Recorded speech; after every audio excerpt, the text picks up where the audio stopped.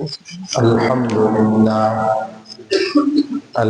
لله نحمده ونستعينه ونستغفره ونؤمن به ونتوكل عليه ونعوذ بالله من شرور أنفسنا ومن سيئات أعمالنا من يهده الله فلا مضل له ومن يضلله فلا هادي له وأشهد أن لا إله إلا الله وحده لا شريك له ولا نظير له ولا مثل له وأشهد أن سيدنا وسندنا وحبيبنا ومولانا محمدا عبده ورسوله صلى الله تبارك وتعالى عليه وعلى آله وأصحابه وبارك وسلم تسليما كثيرا أما بعد فأعوذ بالله من الشيطان الرجيم بسم الله الرحمن الرحيم وقالوا لولا أنزل عليه آيات من ربه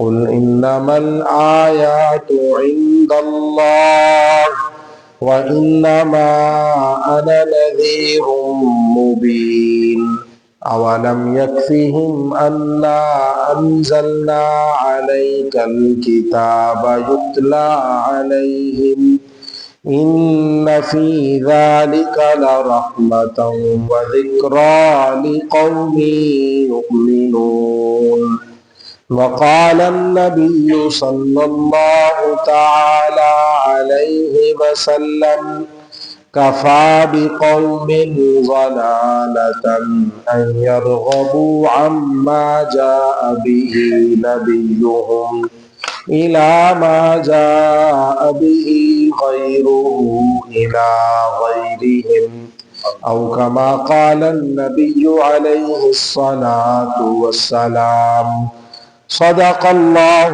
مولانا العظيم وبلغنا رسوله النبي الأمي الكريم ونحن على ذلك من الشاهدين والشاكرين والحمد لله رب العالمين. قابل صد احترام حضرات میزبانان حضرت اقدس مولانا مفتی عبدالواحد صاحب، مولانا عبدالوحید صاحب اور معززین علاقہ، عزیز طلبہ ساتھیوں، اللہ جل شانہ کا بڑا فضل و کرم احسان ہے کہ اللہ کریم نے مجھے آپ کو مبارک جگہ پر مبارک نسبت سے منعقد ہونے والی محفل میں حاضری کی، کچھ کہنے سننے کی توفیق عطا فرمائی۔ تکمیل قرآن کریم کا موقع ہے، تلاوت تراویح کے اندر آپ نے سننا شروع کی اور آج الحمدللہ اس کی تکمیل ہوئی، اور معلوم ہوا کہ اس مسجد کے اس حال میں بھی، نیچے بھی اور دائیں بائیں بھی، جہاں جہاں موقع بن سکتا تھا وہاں الحمدللہ مختلف ساتھیوں نے قرآن کریم سنایا، اور بہت سارے ساتھیوں کو اللہ تعالیٰ نے توفیق عطا فرمائی وہ اس حال کے علاوہ مسجد کے دیگر اطراف میں بھی، تہہ خانوں میں بھی قرآن کریم کی تلاوت سننے سے فیضیاب ہوئے۔ یہ تلاوت کا سننا سنانا یہ جناب نبی اکرم سرور دو عالم صلی اللہ علیہ وسلم کی سنت ہے۔ آپ صلی اللہ علیہ وسلم خود بھی قرآن کریم کی تلاوت فرماتے تھے، حضرات صحابہ کرام کو بھی اس کی تعلیم اور تلقین فرماتے تھے، اور کبھی کبھی شوق ہوتا تو آپ صلی اللہ علیہ وسلم کسی اور سے سنا بھی کرتے تھے۔ رسول اللہ صلی اللہ علیہ وسلم نے 4 صحابہ کرام کو فرمایا کہ یہ میری امت کے بڑے قرآن کریم کے علوم کے ماہر افراد ہیں، لہٰذا کسی نے قرآن پڑھنا ہے اور اس دور میں قرآن پڑھنے کا مطلب صرف اس کے الفاظ سیکھنا نہیں تھا، اس کے علوم و معارف، اس کی تفصیلات، اس کی قراءات، سب چیزوں پر جو ہے نا قاری قرآن کا اطلاق ہوتا تھا۔ تو رسول اللہ صلی اللہ علیہ وسلم نے فرمایا کہ استقرئ القرآن من اربعۃ، کہ 4 افراد سے تم قرآن کریم پڑھا کرو، ان سے قرآن کریم سیکھا کرو۔ من ابن ام مکتوم، کہ عبداللہ ابن مسعود کا جو لقب ہے وہ ابن ام مکتوم ہے، کہ ابن ام مکتوم، ام مکتوم کے بیٹے یعنی عبداللہ بن مسعود سے سیکھو۔ اور پھر فرمایا وسالم مولا ابی حذیفہ، سالم مولا ابی حذیفہ سے سیکھو۔ ان کی تو میں تفصیل پڑھ کر آج حیران ہو گیا کہ حضرت سالم رضی اللہ تعالیٰ عنہ کو اللہ نے کیسے قرآن کریم تک پہنچایا، کیسے قرآن کریم کے ساتھ جوڑا، اور کیسا اونچا مقام اللہ جل شانہ نے پھر قرآن کے ساتھ نسبت کی وجہ سے ان کو عطا فرمایا۔ مجھے تو یہ سن کر پڑھ کر نہایت حیرت ہوئی۔ اتنی بات تو میرے علم میں تھی کہ حضرت سالم رضی اللہ تعالیٰ عنہ آزاد نہیں تھے، مولا کا لفظ یہ خود بتلاتا ہے کہ وہ آزاد کردہ تھے، اور ابو حذیفہ کے آزاد کردہ تھے، اور تفصیل میں یہ بھی پتہ چلا کہ ابو حذیفہ نے نہیں، ابو حذیفہ کی اہلیہ کے وہ غلام تھے، ان کے آزاد کردہ تھے۔ لیکن دیگر تفصیل جو میں سن کر پڑھ کر حیران ہوا وہ یہ ہے کہ وہ ایک ایسے غلام تھے جن کو کوئی خریدنے کے لیے بھی تیار نہیں ہوتا تھا، اور سلام بن جبیر نام کے ایک تاجر تھے، وہ شام گئے، واپس آ رہے تھے، ان کے کان میں ایک غلام کی قیمت پڑی، نظر کان میں پڑی کہ بھئی کوئی غلام فروخت ہو رہا ہے۔ غلام کی جو مارکیٹ قیمت تھی وہ اس سے بہت کم قیمت میں بک رہا تھا وہ غلام۔ تو انہوں نے حیرت سے اپنے قدم روک لیے کہ بھئی ایک غلام جیتا جاگتا انسان جس کو بیچا جا رہا ہے، اتنی کم قیمت میں اسے کیوں بیچا جا رہا ہے؟ تو دیکھا جا کر کے دھان پان سا کمزور سا ایک فرد ہے جو بہت مشقت میں نہیں اٹھا سکتا، غلاموں سے اس دور میں مشقت لی جاتی تھی، تو دیکھا کہ یہ سالم ہی تھے، تو کہتے ہیں وہ بالکل کمزور سے تھے، معمولی شکل و صورت کے تھے، صحت اور جسم کی طاقت کے اعتبار سے کوئی قابل رشک ان کی حالت نہیں تھی بلکہ قابل رحم حالت تھی۔ خیر انہوں نے خود ہی بھاؤ تاؤ کر کے ان کو خرید لیا، مدینہ منورہ ان کو لے آئے۔ مدینہ منورہ میں ابھی جو ہے وہ اسلام کی کرنیں نہیں پہنچی تھیں، تو وہاں پر انہوں نے اپنے اس غلام کو پھر جب وہ اس کے مالک بن گئے تو انہوں نے کہا کہ بھائی یہ جو سامان میں شام سے لایا ہوں تم نے اسے بھی بیچنا ہے، اور میں تمہیں بھی فروخت کرنا چاہتا ہوں، تمہیں بھی رکھنا نہیں چاہتا، تمہیں بھی میں نے بزنس پوائنٹ آف ویو سے خریدا ہے، تمہیں بھی میں بیچنا چاہتا ہوں۔ تم نے دن بھر جب تک تمہارا کوئی خریدار نہ آئے تم نے کھڑے رہنا ہے۔ تو وہ کھڑے رہے اور بکنے کے انتظار میں رہے، سارا سامان بک گیا لیکن سالم کا کوئی خریدار نہیں آیا۔ میں بہت اختصار کے ساتھ بتلاتا ہوں کہ بھائی ایک خاتون روزانہ وہاں سے اس کا گزر ہوتا، سالم پر اس کی نظر پڑتی اور دیکھتی کہ غلام اپنے فروخت ہونے کے انتظار میں دن بھر پسینے میں شرابور دھوپ کے اندر کھڑا ہے، کوئی خریدار نہیں۔ آخرکار اسی کے دل میں یہ امنگ پیدا ہوئی، اس نے کوئی اور نہیں خریدتا میں ہی خرید لیتی ہوں، تو انہوں نے ان کو خرید لیا۔ پھر یہ قصہ کہ بھئی ایک شام سے غلام آیا، دھان پان سا ہے، وہاں بھی کوئی اسے خریدنے کے لیے تیار نہیں تھا، سلام نے خریدا، مدینہ منورہ لے آیا، یہاں آ کر وہ اسے بیچنا چاہ رہا تھا، کوئی خریدنے کے لیے تیار نہیں تھا۔ اب ایک خاتون نے اسے خرید لیا، اور سلام کو بھی جب پتہ چلا کہ بھئی ایک خاتون ہے اس نے اس کو خریدا ہے، تو وہ ان کے گھر ان سے ملنے کے لیے ان کو شوق ہوا کہ آخر اس خاتون نے اس میں کیا دیکھا کہ وہ اس کو خریدنے پر آمادہ ہو گئی۔ وہ ان کے گھر چلے گئے، اور قصہ یہ مختصر کہ ان کا پھر اس خاتون سے جنہوں نے سالم کو خریدا تھا ان سے ان کا نکاح ہو گیا۔ اب وہ مکہ مکرمہ اپنا تجارتی سامان لے کر آنا چاہ رہے تھے، اہلیہ نے کہا میں بھی ساتھ چلوں گی، اور پھر وہ وہاں سے مکہ مکرمہ پہنچے۔ مکہ مکرمہ پہنچ کر ایک دوست تھے جن کا نام تھا عثمان، جو سیدنا عثمان بن عفان ہے، ان سے ان کی ملاقات ہوئی، بزنس معاملات میں بات چیت ہوئی۔ بات چیت کے دوران دیکھا سلام نے کہ عثمان کا لب و لہجہ انداز بدلا ہوا ہے۔ پوچھا کہ یہ تبدیلی لب و لہجے کی کیا ہے، فکر و نظر میں یہ تبدیلی کہاں سے آئی؟ تو بتلایا کہ رسول اللہ صلی اللہ علیہ وسلم کے دامن سے وابستگی اللہ تعالیٰ نے نصیب فرمائی ہے، یہ انقلاب اس کا نتیجہ ہے۔ تو خیر اس طریقے سے یہ گھرانہ مشرف اسلام ہوا، سالم کو بھی اللہ تعالیٰ نے دولت اسلام عطا فرمائی، اور پھر ایسا انقلاب آیا کہ اس خاندان نے خود سالم کو یہ پیشکش کی کہ ہم تمہیں آزاد کرتے ہیں۔ انہوں نے کہا میں کہاں کا رہنے والا، فارسی، تو عربی نسل کے بھی نہیں تھے، عربی بھی نہیں تھے، اصلاً فارسی جو ہے وہ نسل سے تعلق رکھنے والے تھے، میں یہاں کس سے جو ہے وہ اپنا تعلق قائم کروں گا، آپ مجھے آزاد کریں گے تو میں اپنا کیسے جو ہے وہ نظام چلاؤں گا؟ انہوں نے کہا نہیں، ہم آزاد تمہیں اللہ کی خاطر کر رہے ہیں، تمہاری سرپرستی نہیں چھوڑیں گے۔ تو اس طریقے سے رسول اللہ صلی اللہ علیہ وسلم کے ساتھ تعلق قائم ہوا۔ حضرت عائشہ صدیقہ رضی اللہ تعالیٰ عنہ فرماتی ہیں کہ ایک دن میں نے اسی طریقے سے ایک مانوس، ایک خوبصورت آواز تلاوت کی سنی، تو میں ٹھہر گئی اور مجھے رسول اللہ صلی اللہ علیہ وسلم کی خدمت اقدس میں حاضری میں تھوڑی دیر ہو گئی۔ رسول اللہ نے پوچھا کہ کیا وجہ ہوئی، کیا تاخیر کا باعث تھا کہ تم میرے پاس دیر سے پہنچی؟ میں نے عرض کیا راستے میں دل لبھانے والی قرآن کی تلاوت کی آواز سن کر میں رک گئی۔ تو پوچھا کہ وہ کون سی آواز تھی؟ پھر رسول اللہ صلی اللہ علیہ وسلم بھی وہ آواز سننے کے لیے آئے، دیکھا کہ سالم مولا ابی حذیفہ قرآن کریم تلاوت کر رہے، اور پھر اتنا بڑا اعزاز اللہ نے ان کو دیا کہ مدینہ منورہ میں جب پہلا قافلہ ہجرت کا پہنچا تو انہوں نے متفقہ اپنا امام سالم کو مقرر کیا۔ حضرت ابو بکر، حضرت عمر، بڑے بڑے کبار صحابہ حضرت سالم کی اقتداء میں نمازیں پڑھتے رہے۔ اور سب سے بڑا اعزاز جو آپ سن کر حیران ہوں گے، جو میرے علم میں پہلے سے تھا لیکن یہ ساری تفصیل نہیں تھی، کہ حضرت عمر رضی اللہ تعالیٰ عنہ کی جب شہادت کا وقت آیا، جب حضرت پر حملہ ہوا، تو حضرت نے جب اپنا خلیفہ بنانا چاہا، اپنا نائب کسی کو بنانا چاہا، تو کہا کہ اگر آج سالم مولا ابی حذیفہ زندہ ہوتے تو میں کوئی جو ہے وہ کمیٹی وغیرہ نہ بناتا 6 افراد کی، میں بغیر کسی تردد کے سالم کو اس امت کی قیادت سونپ دیتا، اس امت کو سالم کے حوالے کر دیتا۔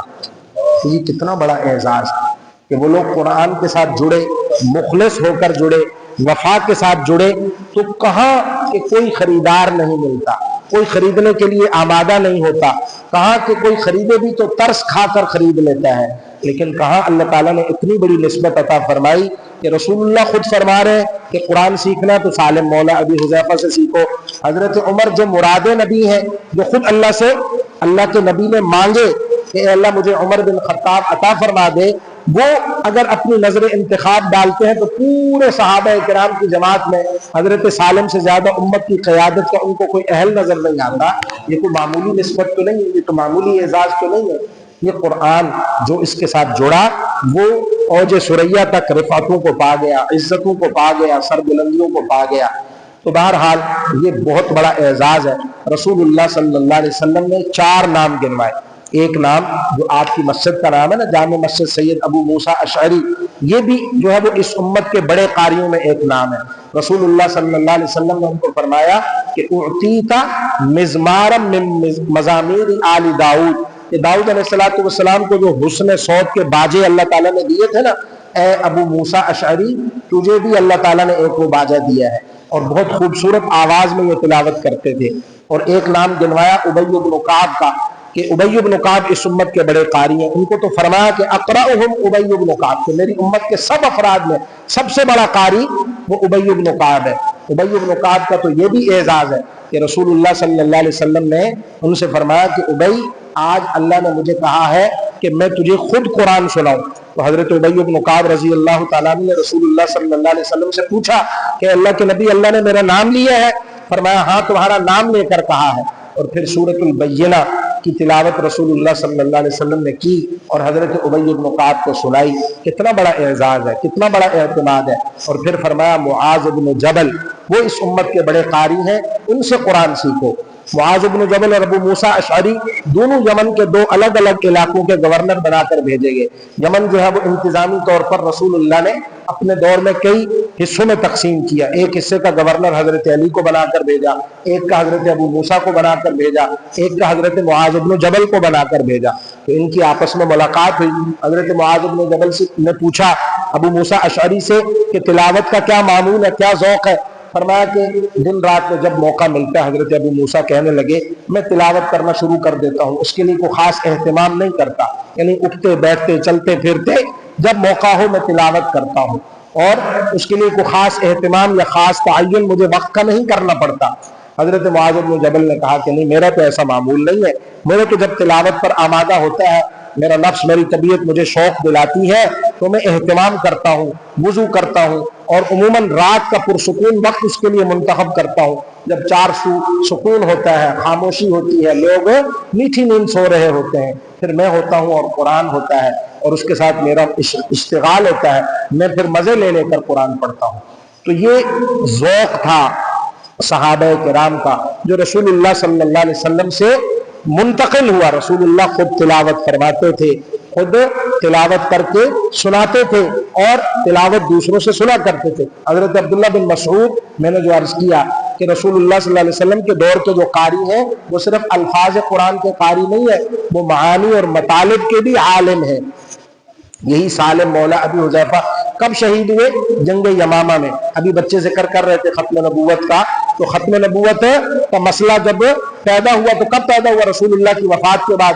مسیلمہ کذاب کے ساتھ جو جنگ صحابہ کرام نے لڑی، صحابہ کرام نے جو جنگ حضور کے ساتھ لڑی، اس جنگ سے کہیں زیادہ سخت یہ جنگ تھی۔ مسیلمہ اور اس کے لوگ فن حرب اور ضرب کے بڑے ماہر تھے اور بڑی مطلب جو ہے وہ طاقت کے ساتھ اور بڑے جو ہے وہ مضبوط اعتماد کے ساتھ وہ مسیلمہ کے ساتھ کھڑے تھے۔ حضرات صحابہ کرام نے ان کے مقابلے میں حضرت خالد بن ولید کی سرکردگی میں فتح حاصل کی، ورنہ ان سے پہلے حضرت عکرمہ بن ابی جہل، حضرت شرحبیل بن حسنہ، یہ دو بھی بڑے کمانڈر تھے، ان کو جو ہے وہ مسیلمہ کے مقابلے میں فتح نہیں ہو سکی۔ ان کے بعد حضرت خالد بن ولید کا انتخاب ہوا۔ وہ سیف من سیوف اللہ کی تلواروں میں سے ایک تلوار تھے، اللہ تعالیٰ نے ان کے ہاتھ پر فتح عطا فرمائی۔ اس جنگ میں حضرت سالم شہید ہوئے، جنگ یمامہ میں حضرت سالم شہید ہوئے۔ تو پھر حضرت عمر کو یہ خوف پیدا ہوا کہ اگر اس طرح قرآن کے علماء قاری دنیا سے جاتے رہے تو قرآن کی اصل حفاظت تو انسانی سینوں کے ذریعے، افراد انسانی کے ذریعے ہے، یہ چلے گئے تو قرآن کے الفاظ کیسے محفوظ رہیں گے؟ پھر انہوں نے اصرار کے ساتھ حضرت ابو بکر سے فرمایا کہ اب اس قرآن کی حفاظت لکھ کر کرنے کا کوئی انتظام کرو، جو بکھرا ہوا لکھا ہوا موجود ہے اس کو یکجا کرو۔ تو حضرت عبداللہ بن مسعود، ان کا کیا اعزاز ہے؟ وہ فرماتے ہیں کہ بھائی قرآن کریم کی کوئی آیت ایسی نہیں جس کے بارے میں مجھے یہ معلوم نہ ہو کہ یہ کہاں نازل ہوئی، کن لوگوں کے بارے میں نازل ہوئی۔ میں نے اس کی مکمل تفصیل رسول اللہ صلی اللہ علیہ وسلم سے پوچھی ہوئی ہے۔ تو ایسے بڑے بڑے جو ہے وہ قرآن کے عالم تھے، قرآن کے علوم کے حامل اور واقف لوگ تھے، جن کو رسول اللہ صلی اللہ علیہ وسلم نے یہاں گنوایا ہے۔ حضرت معاذ بن جبل کے بارے میں کیا فرمایا؟ اعلمہم بالحلال والحرام، کہ اگر حلال اور حرام کا علم کسی کو سب سے زیادہ ہے تو وہ معاذ بن جبل کے پاس ہے۔ ہر ایک کو اللہ تعالیٰ نے، میں یہ کہا کرتا ہوں کہ رسول اللہ صلی اللہ علیہ وسلم اپنے ساتھ اٹھنے بیٹھنے والے ساتھیوں کی صفات سے پوری طرح واقف تھے۔ ان کو پتا تھا کہ کس آدمی میں کیا خوبی ہے، اس کی وہ خوبی رسول اللہ صلی اللہ علیہ وسلم کو معلوم تھی اور آپ نے اس کی خوبی امت کے فائدے کے لیے اجاگر بھی کر دی، بتلا دیا یار اس کے اندر یہ وصف ہے خاص امتیازی، اس کو اگر لے لو گے تو اس سے اس میدان میں تم فائدہ اٹھا سکتے ہو۔ اقضاہم علی، فرمایا کہ قضا کرنا ہے، فیصلہ کرنا ہے تو حضرت علی سے جو ہے وہ فیصلہ کرواؤ، وہ عجیب و غریب فیصلہ آپ کو کر کے دکھائیں گے۔ کئی مشکل گتھیاں قضا کی وہ حضرت علی رضی اللہ تعالیٰ نے بعد میں سلجھا کر دکھائی، کیونکہ حضور کی زبان سے حضرت علی کو یہ اعزاز مل چکا تھا کہ اقضاہم علی، سب سے بہترین فیصلے کی صلاحیت اللہ نے حضرت علی کو عطا فرمائی ہے۔ تو بات یہ کر رہا تھا کہ یہ قرآن کریم بڑی دولت ہے، جو اس کے ساتھ جڑتا ہے اللہ اس کو عزتیں عطا فرماتے ہیں، دنیا میں بھی عطا فرماتے ہیں، آخرت میں بھی عطا فرمائیں گے۔ تو یہ قرآن کریم کا سننا سنانا بہت مبارک عمل ہے۔ اصل تو میری اور آپ کی حاضری یہاں پر دعا کے لیے ہوئی ہے۔ جب قرآن کریم کی تلاوت شروع ہوتی ہے، حضرت عبداللہ بن مسعود ہی کی روایت ہے، فرمایا رسول اللہ صلی اللہ علیہ وسلم نے کہ تلاوت کا سفر جب آدمی شروع کرتا ہے قرآن کریم کا تو یہ ایسے ہے جیسے سفر جہاد پر روانہ ہونا، سفر جہاد پر روانہ ہونا، اور جب قرآن کریم کی تلاوت مکمل ہوتی ہے تو یہ ایسے ہے جیسے میدان جنگ سے غازی بن کر فاتح بن کر واپس لوٹنا۔ میدان جنگ سے غازی بن کر فاتح بن کر آدمی واپس لوٹے تو مال غنیمت لے کر لوٹتا ہے، دنیاوی وسائل اور جو ہے وہ اسباب کے ساتھ لوٹتا ہے۔ تو اس طرح اللہ جل شانہ جب قرآن کریم کی تلاوت مکمل کرنے کی توفیق عطا فرماتے ہیں تو گویا اہلیان محفل میں اللہ تعالیٰ انعامات تقسیم کرتے ہیں، اجر و ثواب تقسیم کرتے ہیں۔ ہم تو اس مبارک نسبت سے یہاں پر آئے اور کچھ کہنے سننے کی بھی ترتیب بن گئی، تو اللہ جل شانہ ہم سب کو وہ کامل اجر و ثواب عطا فرمائے جو پڑھنے اور سننے والوں کے لیے ہے۔ یہ ایسی مجلس ہے جس کے متعلق رسول اللہ نے فرما دیا ہم القوم لا یشقی بہم جلیسہم، کہ ان لوگوں کا ہم نشین محروم نہیں ہے، مے خانے کا محروم اگر محروم نہیں ہے، جس کو چند جو ہے وہ بوندیں اگر شراب کی مل جائے تو وہ ناز کرتا ہے، یہ تو دین اور علم کی محفل ہے، یہاں کا محروم بھی محروم نہیں، یہاں کا ہم نشین بھی محروم ہے نہیں، پورا پورا اجر و ثواب اللہ تعالیٰ اسے عطا فرماتے ہیں، وہ دامن بھر کر لوٹتا ہے۔ تو اصل تو ہم دامن طلب لے کر آئے ہیں، خالی دامن لے کر آئے ہیں، یہ امید لے کر آئے ہیں کہ اللہ جل شانہ ہمارے دامن کو اپنی رحمت سے بھر دیں گے۔ میں نے آیتیں پڑھی آپ کے سامنے، مختصر ان کی روشنی میں کچھ بات کر کے میں انشاءاللہ دعا کی طرف آتا ہوں۔ حضرت نبی اکرم صلی اللہ علیہ وسلم سے مشرکین مختلف اوقات میں مطالبات کرتے تھے اور آ کر کہتے تھے کہ ہمارا فلاں مطالبہ ہے، فلاں معجزہ آپ ظاہر کر دیں، فلاں نشانی ظاہر کر دیں۔ تو اللہ تعالیٰ نے اس طرح کے ان کے سوالات کا جواب ان آیات میں دیے ہے جو آیات میں نے آپ کے سامنے پڑھی۔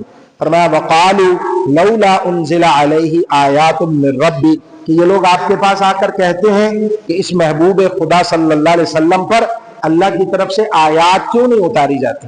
آیات جمع ہے آیت ان کی، اور مراد ہے یہاں پر معجزہ۔ قرآن کریم کی زبان میں معجزہ نہیں ہے لفظ، یہ معجزہ یہ ہمارا ہندوستان پاکستان کا یا وہ یہاں کی علمی زبان کا لفظ ہے۔ عربی زبان کے اندر یا قرآن کریم کا جو اوریجنل پرانا لٹریچر ہے اس کے اندر معجزہ کی اصطلاح نہیں ہے، وہاں آیت کا لفظ ہے کہ کوئی نشانی اللہ کیوں نہیں اتارتے ان کی نبوت کی دلیل کے طور پر۔ فرمایا قل، اے نبی آپ ان سے کہہ دیجئے انما الآیات عند اللہ، آیتیں، نشانیاں، معجزے ظاہر کرنا یہ اللہ کے اختیار میں ہے۔ معجزہ ظاہر ضرور ہوتا ہے نبی کے ہاتھ پر، خلاف عادت کام اگر اللہ کے کسی نبی کے ہاتھ پر ظاہر ہو جو عادت کے مطابق نہ ہو، وقت کی قید سے ماورا ہو اور اسباب کی قید سے کیا ہو، ماورا ہو، عادت سے ہٹ کر ہو۔ عادت کے مطابق تو کوئی بھی آدمی کوئی کام کر سکتا ہے، آگ اگر جلاتی ہے تو جلانا اس کی عادت ہے، جلانا اس کی خاصیت ہے، یہ وہ کرامت نہیں کہلائے گی، یہ معجزہ نہیں کہلائے گا۔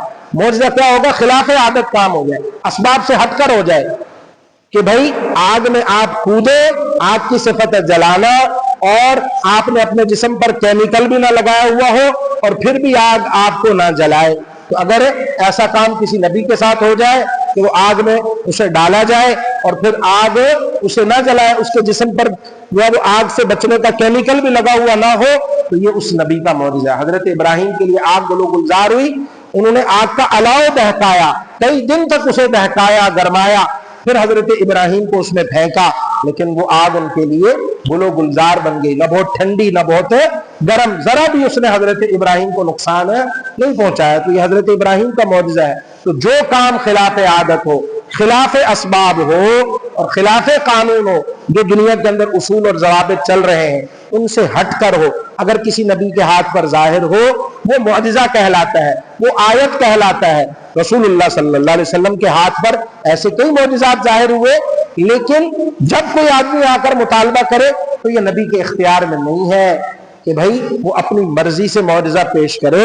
یہاں یہ بات، یہ حقیقت کہلوائی جا رہی ہے رسول اللہ صلی اللہ علیہ وسلم کی زبان رسالت معاب سے کہ مان لو، سمجھ لو، جو رسول اللہ صلی اللہ علیہ وسلم سے محبت کرتے ہو کہ معجزے رسول اللہ صلی اللہ علیہ وسلم کے بے شمار ہیں، لیکن وہ معجزے رسول اللہ کے ہاتھ پر ظاہر ضرور ہوئے، لیکن اصل وہ امر، اصل وہ فعل، اصل وہ منشا اور مشیت وہ اللہ کی تھی۔ جب اللہ نے چاہا وہ ظاہر ہوئے، جب اللہ کو منظور نہیں ہوتا، نبی تمام تر احترام کے باوجود، تمام تر علمی صفات اور تمام تر کمالات کا حامل ہونے کے باوجود وہ معجزہ اپنی مرضی سے ظاہر نہیں کر سکتا۔ یہی حال ولیوں کی کرامت کا بھی ہے کہ کرامتوں کو بھی ہم مانتے ہیں، کرامتیں بھی جو صحیح سند کے ساتھ بزرگوں کی ثابت ہے، ہم ان کا انکار نہیں کرتے۔ ہماری کتابوں میں پڑھایا جاتا ہے کہ انبیاء کے معجزات بھی برحق ہیں، کرامات الاولیاء حق، اولیاء کی کرامات بھی برحق ہیں۔ اولیاء میں سب سے بڑے اولیاء کون ہیں؟ حضرات صحابہ کرام۔ حضرت ابو بکر کی ایک کرامت ذہن میں آ گئی، سنتے چلے۔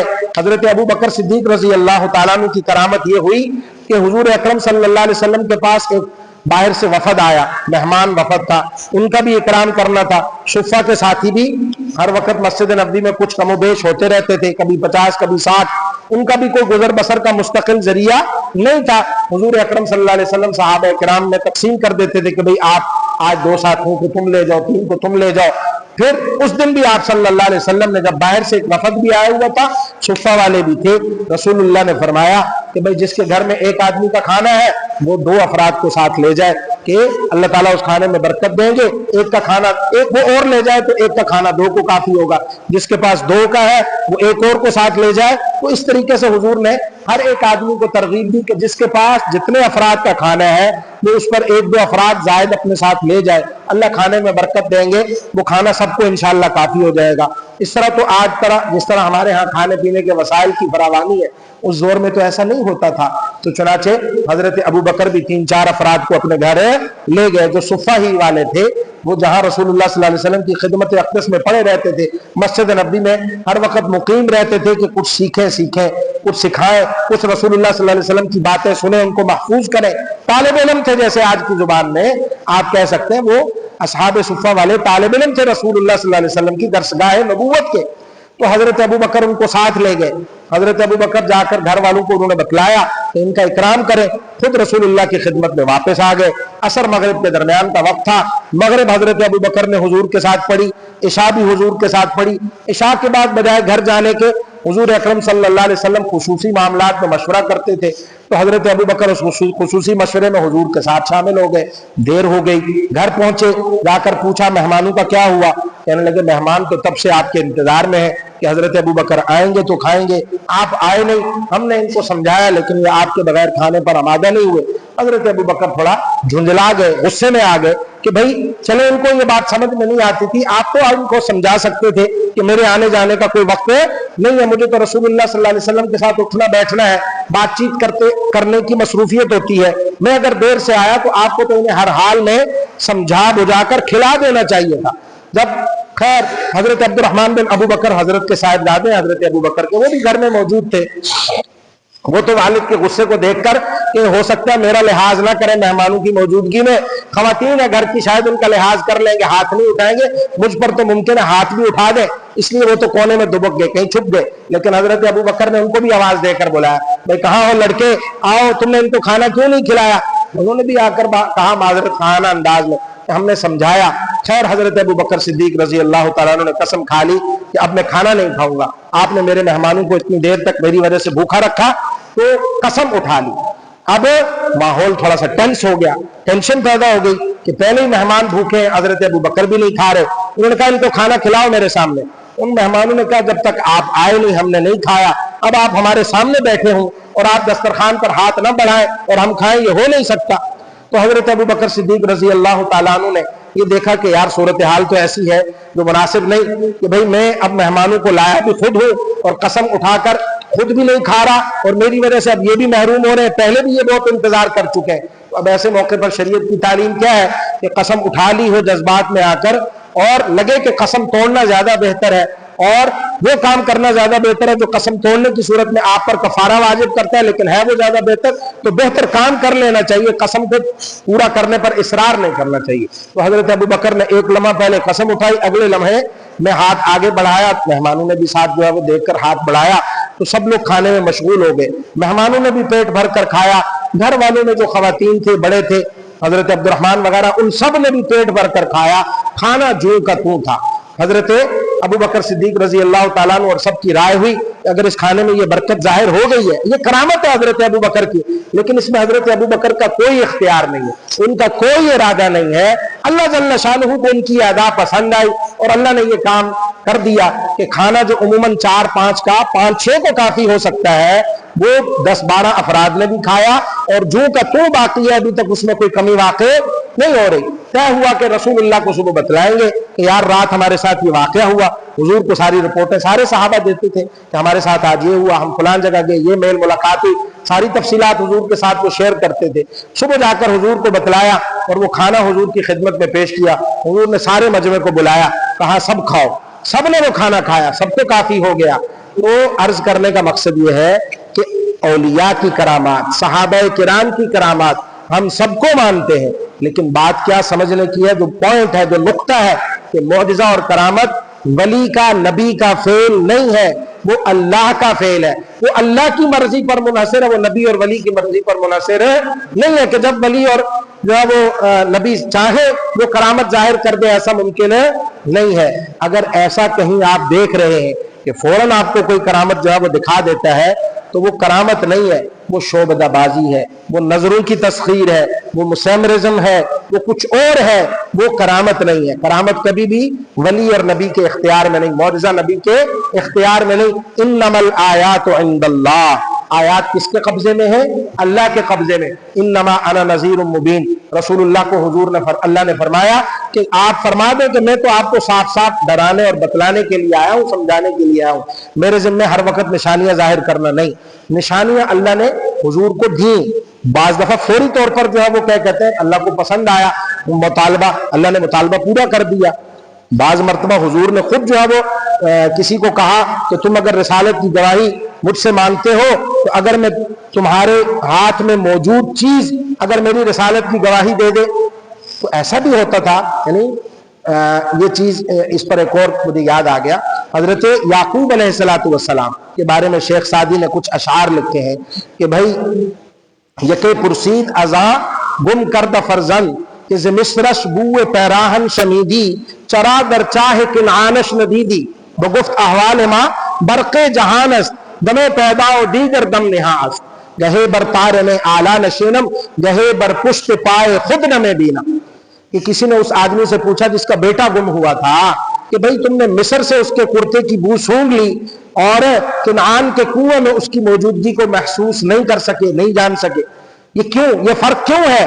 یہ یہی بتلا رہا ہے کہ جو بات حضرت یعقوب کی ظاہر ہو رہی ہے کہ ان کو مصر سے کرتے کے چلنے پر پتہ چل رہا ہے کہ مصر سے مجھے یوسف کی خوشبو آ رہی ہے، یہ اللہ کے ارادے سے ہے، یہ حضرت یعقوب کا کمال نہیں ہے۔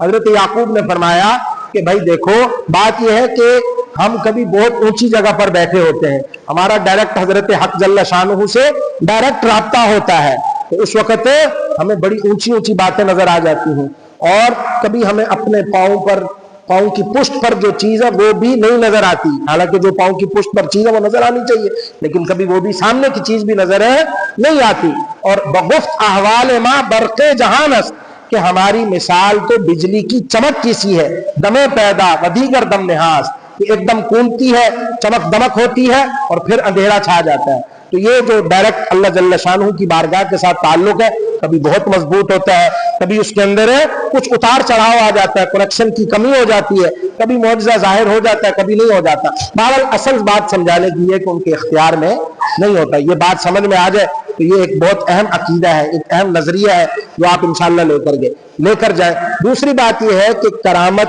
جب اللہ کا عمل ہے، معجزہ جب اللہ کا عمل ہے، تو ہمیں معجزات اور کرامتوں کے انتظار میں نہیں رہنا چاہیے کہ کرامتیں ہوں گی تو ہم دین کا کام کریں گے، کرامتیں ہوں گی تو ہم جو ہے وہ اللہ کے راستے میں نکلیں گے۔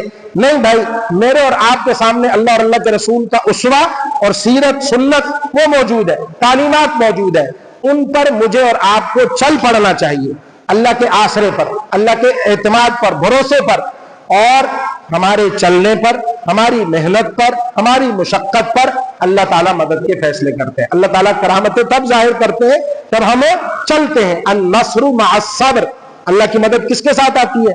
صبر کے ساتھ آتی ہے، مشقت کے ساتھ آتی ہے۔ اس لیے صحیح سند کے ساتھ جو معجزات ہیں ان کو بیان کریں، ان سے جو ہے وہ کیا کہتے ہیں حظ اٹھائیں، مزہ لیں، لیکن معجزات اور کرامتوں کے منتظر نہ رہیں، کیونکہ وہ اللہ کی مرضی ہے، وہ انبیاء اور اولیاء کی مرضی پر منحصر نہیں ہے۔ پھر ایک اور بات اللہ تعالیٰ نے انہی آیات میں کہی کہ اولم یکفیہم انا انزلنا علیک الکتاب یتلی علیہم، کیا ان کے لیے کافی نہیں ہے محبوب کہ ہم نے آپ پر ایک کتاب اتاری، یتلی علیہم، جو ان کے سامنے رات اور دن پڑھی جاتی ہے، ان فی ذلک لرحمہ، اس میں ان کے لیے رحمت بھی ہے، وذکریٰ، اور نصیحت بھی ہے، یاد دہانی بھی ہے، لقوم یؤمنون، ان لوگوں کے لیے وہ ایمان رکھتے ہیں۔ رسول اللہ صلی اللہ علیہ وسلم کے بے شمار معجزات ہیں، تاریخ میں، سیرت کی کتابوں میں موجود ہیں، ہم ان سب کو مانتے ہیں، لیکن میں نے اور آپ نے وہ معجزات دیکھے نہیں، وہ ایک دفعہ ہوئے اور تاریخ کا حصہ بن گئے, ریکارڈ کا حصہ بن گئے. میں نے اور آپ نے نہیں دیکھا رسول اللہ صلی اللہ علیہ وسلم کی انگلیوں سے پانی کے چشمے جاری ہوتے ہوئے, لیکن احادیث میں موجود ہے, میرا آپ کا ایمان ہے. میں نے اور آپ نے نہیں دیکھا, جو حضرت ابو بکر کے حوالے سے سنا, تاریخ کے اندر احادیث کی کتابوں میں موجود ہے, ہم یہ مانتے ہیں. میں نے اور آپ نے نہیں دیکھا کہ جابر بن عبداللہ نے آ کر تنہا حضور کے کان میں کہا کہ آپ خود اور ایک دو افراد آپ اپنی مرضی کے لے کر میرے گھر آ جائیں, میرے گھر میں کچھ گوشت ہے اور کچھ روٹی ترکاری موجود ہے, آپ کی خدمت میں پیش کرتا ہوں. حضور نے غزوہ احزاب کے موقع پر 1500 یا 3000 جتنے بھی افراد تھے سب کو فرمایا جابر بن عبداللہ کے گھر میں دعوت ہے, سب چلو. اب وہ گھر پہنچ گئے. حضرت جابر کی اہلیہ سے زیادہ خود حضرت جابر پریشان ہو گئے کہ بھئی میں نے تو کان میں کہا 2-3 افراد کو ساتھ لائیں, یہ تو پورا مجمع اٹھا لائے, اب یہ تھوڑا سا کھانا کیسے کافی ہوگا. انہوں نے اہلیہ سے اپنی پریشانی کا اظہار کیا. اہلیہ نے کہا کہ اگر حضور کو بتلا دیا تھا پھر بھی حضور لائے ہیں تو پریشان ہونے کی ضرورت نہیں ہے. اللہ کے رسول ہی اپنی اداؤں کو بہتر جانتے ہیں. اللہ کے رسول نے کس اعتماد پر یہ کیا ہے, اللہ اپنے رسول کے اعتماد کو ٹھیس نہیں پہنچائیں گے. چنانچہ حضور آئے, حضور نے کہا کہ بھئی جابر اپنی اہلیہ سے کہو کہ ہنڈیا کو چولہے سے اتارنے کی ضرورت نہیں, اور حضور نے اپنے دست اقدس سے سالن تقسیم کیا, سارا مجمع سیر ہو کر کھا گیا اور ہنڈیا جوں کی توں تھی. تو یہ معجزہ ہے, میرا اور آپ کا ایمان ہے, تاریخ اور سیرت کی کتابوں میں موجود ہے, لیکن میں نے اور آپ نے دیکھا نہیں. ایک زندہ جاوید معجزہ رسول اللہ کا جو میرے اور آپ کے سامنے ہمہ وقت موجود ہے, وہ ہے یہ قرآن کا معجزہ. قرآن کریم رسول اللہ صلی اللہ علیہ وسلم کا علمی معجزہ ہے, معنوی معجزہ ہے, جو قیامت تک کے لیے اس امت کے درمیان حضور کی نبوت کی دلیل کے طور پر موجود ہے. آج بھی جو اس کتاب کے ساتھ جڑے گا, اس کتاب والوں کے ساتھ جڑے گا, کیونکہ سب کے لیے تو اس کو پورا سمجھنا ممکن نہیں, ہر ایک سے مطلوب بھی نہیں, بقدر ضرورت علم حاصل کرنا. میرے والد واجد حضرت اقدس مولانا ظہور احمد صاحب نمبر اللہ مرقدہ بزرگوں سے سنی ہوئی بات فرمایا کرتے تھے کہ بھئی دین جو ہے نا اس پر عمل کرنے کے 2 ہی طریقے ہیں. ایک طریقہ کیا ہے کہ آپ پورا کا پورا دین سیکھو اور پورا کا پورا دین سیکھ کر اس پر عمل کرو. دوسرا طریقہ یہ ہے کہ اللہ والوں کے ساتھ, علماء کے ساتھ, اہل علم کے حلقوں کے ساتھ, اہل فکر کی صحبت میں وہ چلے جاؤ اور ان کو دیکھو, جیسے وہ کرتے ہیں ویسے تم کرو, جیسے وہ پہنتے ہیں ویسے تم پہنو, جیسے وہ اٹھتے بیٹھتے ہیں ویسے تم اپنا اٹھنا بیٹھنا کرو, اور جہاں کوئی تھوڑی بہت الجھن ہو, کوئی جو اڑچن ہو, کوئی پریشانی ہو تو ان سے پوچھو. قرآن بھی یہی کہتا ہے فاسألوا اہل الذکر ان کنتم لا تعلمون, کہ تم پوچھ لو اہل ذکر سے, اہل یاد سے, جن کو باتیں یاد ہے, اگر تمہیں خود معلوم نہیں ہے. تو رسول اللہ صلی اللہ علیہ وسلم کا یہ معجزہ میرے اور آپ کے درمیان موجود ہے. اس میں میری اور آپ کی اللہ نے میری اور آپ کی دنیا آخرت کی ساری کامیابیاں اسی میں رکھی ہیں. جب ہمارا تعلق اس کے ساتھ مضبوط ہوگا, ہم دنیا میں بھی سرخرو ہوں گے, آخرت میں بھی سرخرو ہوں گے. جب ہمارا اس کے ساتھ تعلق کمزور ہوگا, ہم دنیا میں بھی ذلیل ہوں گے, آخرت میں بھی ذلیل ہوں گے. حضرت اقدس مولانا محمود حسن رحمہ اللہ جو شیخ الہند کہلاتے ہیں, انہوں نے انگریز کے خلاف بڑا جہاد کیا. انہوں نے کتابیں بھی پڑھائی لیکن جہاد بھی نہیں چھوڑا. ساری زندگی جہاد کرتے کرتے آخر میں جب مالٹا میں پہنچے, گرفتار ہوئے, وہاں سے واپس آئے. 1917-1919 کے لگ بھگ کا واقعہ ہے. آ کر انہوں نے جو ہے وہ اپنی زندگی بھر کا خلاصہ اپنے سارے شاگردوں کے اندر سامنے پیش کیا, جس میں علامہ انور شاہ کشمیری بھی ہیں, مفتی محمد شفیع بھی ہیں, مولانا شبیر احمد عثمانی بھی ہیں, مفتی کفایت اللہ صاحب بھی ہیں, بڑے بڑے نام ہیں. سارے حضرت کے سامنے خاموش بیٹھے ہیں کہ حضرت کیا فرمانا چاہتے ہیں. فرمایا مالٹا کی تنہائیوں میں غور کیا میں نے, امت پر جو زوال ہے اس کے 2 ہی اسباب ہیں, ایک ہے آپس کا اختلاف اور دوسرا قرآن سے دوری. اور ان سب کا بھی خلاصہ نکالا جائے تو قرآن سے دوری, کیونکہ اتفاق بھی تب پیدا ہوگا جب قرآن سے تعلق مضبوط ہوگا. قرآن سے تعلق مضبوط ہوتا جائے گا, اختلافات ختم ہوتے جائیں گے. وہ ہمارے ایک استاد ہیں یونیورسٹی کے, وہ کہتے رہتے ہیں کہ جب آپ مرکز عقیدت اونچا رکھو گے نا تو نیچے والے آپ کو متاثر نہیں کریں گے. جب آپ ڈائریکٹ اللہ تعالیٰ سے جڑو گے, اللہ کی کتاب سے جڑو گے, تو نیچے والی جو کتابیں ہیں یا کتابوں والے آپ کو کہتے سنتے ہیں نا, ان سے آپ کو متاثر ہونے کی ضرورت نہیں. جب ہم نچلی کتابوں کو پڑھتے ہیں, نچلی کتابوں والوں کو دیکھتے ہیں, اصل جو کتاب ہے کتابوں کی کتاب ہے, ملک الکتب ہے, اس کو ہم نہیں دیکھتے, اس کو ہم نہیں پڑھتے, تو لامحالہ پھر ہمارے اندر اختلاف پیدا ہوتے ہیں, ایک دوسرے کے متعلق غلط فہمیاں پیدا ہوتی ہیں. تو اصل اگر دیکھا جائے تو ان دونوں اسباب کا واحد سبب ایک ہی ہے, قرآن سے دوری. حضرت نے فرمایا کہ اب میں نے یہ عزم کر لیا ہے کہ میں مکاتب قائم کروں گا. تو کتنی بڑی خوبصورت بات ہے. آپ کا ماحول سادہ تھا, میں نے مولانا سے کہا اس کو تھوڑا سا منظم کریں. ماحول سادہ تھا لیکن کام اعلیٰ. جو مکالمے میں نے سنے, جو باتیں میں نے سنی, ماشاءاللہ یہ ایک نئی نسل کو ہم ایک عقیدہ, ایک فکر, ایک سوچ دے رہے ہیں.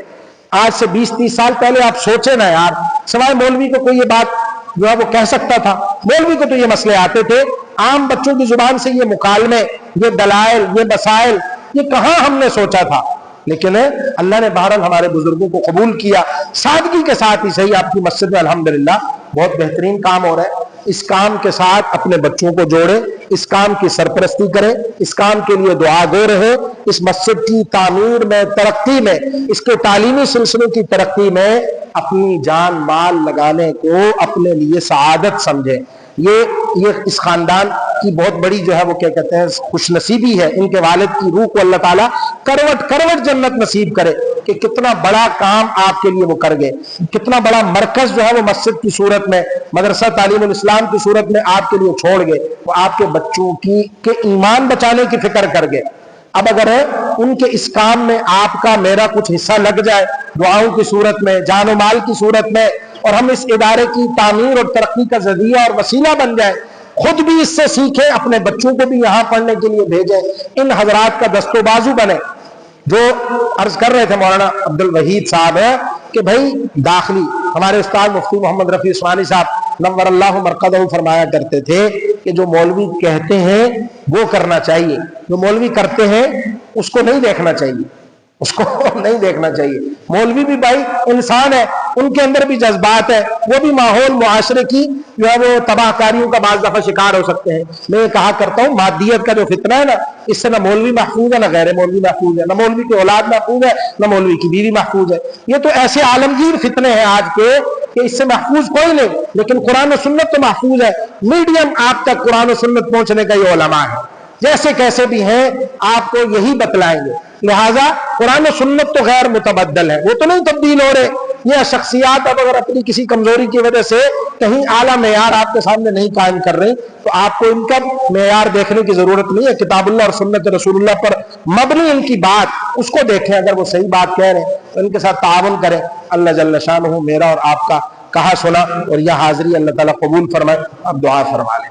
الحمدللہ رب العالمین والعاقبۃ للمتقین والصلاة والسلام على اشرف الانبیاء والمرسلین.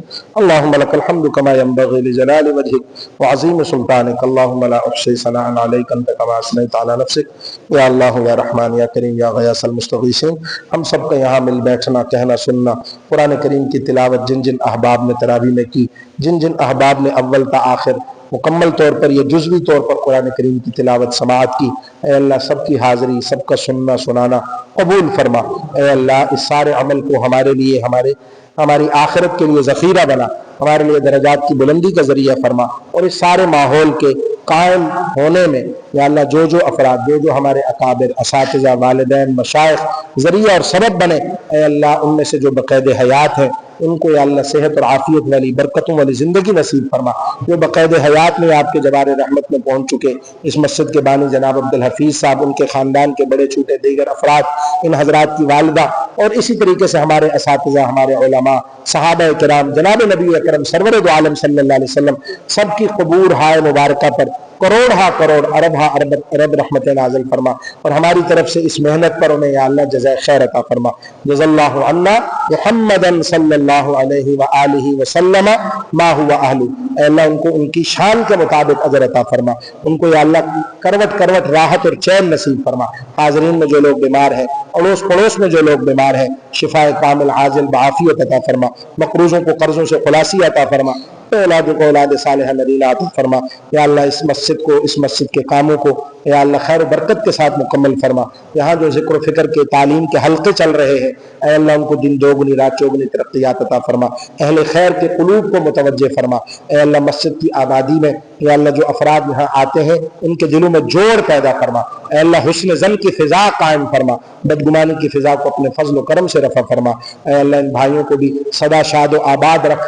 اے اللہ ان کے والدین کی قبروں کو بھی اے اللہ منور اور معطر فرما، کشادہ فرما، تا حد نظر کشادہ فرما، عذاب قبر سے ان کی حفاظت فرما، اپنی رحمتوں کی برسات ان کی قبور پر فرما، دنیا کے گھر سے بہتر گھر والے انہیں نصیب فرما، بہتر گھر عطا فرما، مکین جنت بنا۔ اے اللہ رمضان میں جو ہماری عبادات ہیں آپ کی بارگاہ عالی شان کے نسبت سے کھوٹی پونجی ہیں، لیکن آپ کے عفو و کرم کی امید ہے، جناب نبی اکرم صلی اللہ علیہ وسلم کے وعدوں پر ایمان ہے۔ اے اللہ ہمارے لیے ان ساری عبادات کو درجات کی بلندی، اپنی رضا کے حصول اور مغفرت کے پروانوں کا ذریعہ فرما۔ ہم سب کی آج کی رات جہنم سے خلاصی کی رات بنا۔ اے اللہ اس رات میں ہمارے اس تھوڑے سے وقت کے ملنے بیٹھنے کو، کہنے سننے کو دنیا آخرت میں ہمارے لیے مقبول فرما، اپنی رضا کے حصول کا ذریعہ فرما، جو مانگا وہ بھی عطا فرما، نہیں مانگ سکے اپنی کریمی کے صدقے رحمت دو عالم صلی اللہ علیہ وسلم کے طفیل عطا فرما۔ وصلی اللہ علی النبی الکریم وعلی آلہ وصحبہ واہل بیتہ وعترتہ وذریتہ اجمعین آمین۔